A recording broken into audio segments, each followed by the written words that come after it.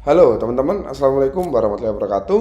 Di dalam video ini kita akan membahas tentang bagaimana cara kita memahami eh, orang gitu ya atau manusia di dalam sosial media. Oke, seperti yang sudah saya sampaikan bahwa di dalam sosial media ketika orang menggunakan Instagram, Facebook, Twitter, itu pasti tujuannya ada di poin ini, gitu ya. Tujuannya ada di poin ini.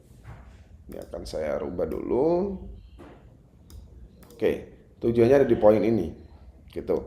Nah, di sini kalau kita sudah tahu orang bahwa masuk ke dalam sosial media itu untuk bersosialisasi itu tentu saja banyak hal ya, bisa pamer, bisa curhat, banyak hal gitu ya.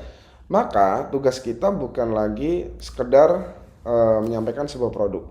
Oke, tugas kita adalah di mana kita harus tahu bagaimana psikologi audiens. Oke. Jadi bagaimana sih psikologi si audiens? Nah, di sini itu yang pertama, yang kedua adalah eh, posisi.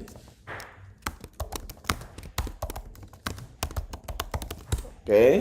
Kemudian bahkan kita masuk ke ranah personal ya, misalkan seperti education, pendidikan, kemudian penghasilan gitu ya, salary, tempat tinggal ya, place.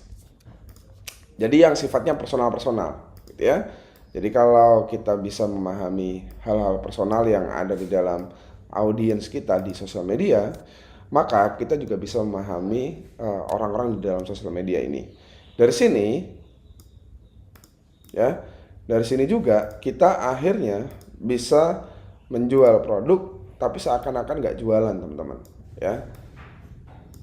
Oke, loh kok bisa mas? Iya, sekarang kita masuk ke Facebook, terus coba saya akan masuk ke Instagram, dan juga saya akan masuk ke Twitter deh ya.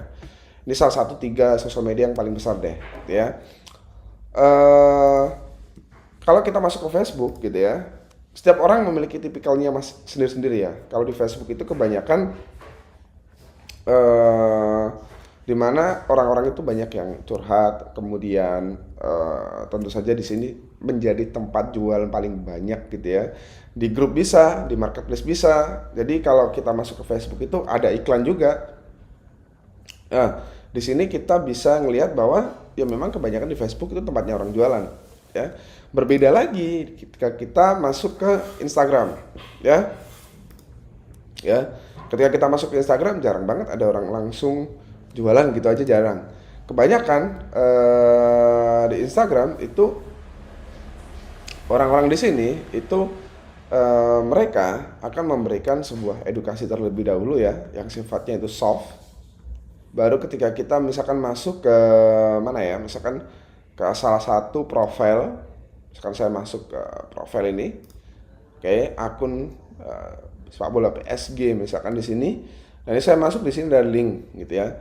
Berbeda ketika mereka di Facebook pasti sudah ada linknya secara langsung. Nah di Twitter berbeda lagi teman-teman. Kalau di Twitter orang-orang yang lebih banyak suka berbicara dengan sebuah cerita, ya karena memang kalau Twitter itu kebanyakan menganggap bahwa Twitter adalah tempat untuk ya untuk menyampaikan sesuatu melalui sebuah cerita. Makanya Twitter itu juga sebutannya microblogging gitu ya, dimana tempat untuk menyampaikan cerita yang sifatnya untuk blog tapi kecil ya, makanya namanya microblogging, banyak yang menyebut seperti itu. Nah, dari 3 sosial media tadi aja kelihatan bahwa memiliki tipikal sendiri-sendiri audiensnya.